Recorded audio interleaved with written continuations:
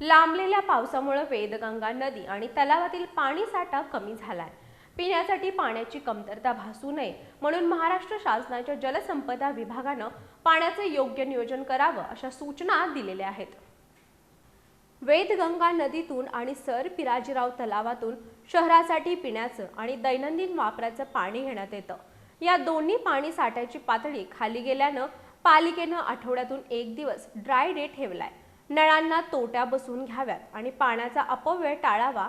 नळधारकांनी पालिकेच्या कर्मचाऱ्यांना जादा पाणी सोडण्यासाठी दमदाटी करू नये, तसं केल्यास कायदेशीर कारवाई करण्यात येईल। तलावातील पाण्याची पातळी एकदम खाली गेल्यानं गाळामुळे पिण्याचं पाणी दूषित झालंय। दूषित पाण्याच्या प्रादुर्भावानं आजारी पडलेले अनेक रुग्ण सरकारी आणि खाजगी दवाखान्यात दाखल होत आहेत। रुग्णांची संख्या दिवसेंदिवस वाढतीये। मान्सूनच्या आगमनाची लक्षणं दिसत असली तरी पाण्याची पातळी वाढायला ऑगस्ट उजाडेल। आजार टाळण्यासाठी नागरिकांनी पिण्याचं पाणी उकळून आणि गाळून प्यावं असं आवाहन मुरगुडच्या नगराध्यक्षा सुहासिनी देवी पाटील, पाणी पुरवठा सभापती सत्यजित पाटील, ग्रामीण रुग्णालयाचे मुख्य डॉक्टर यांनी नागरिकांना आवाहन केले।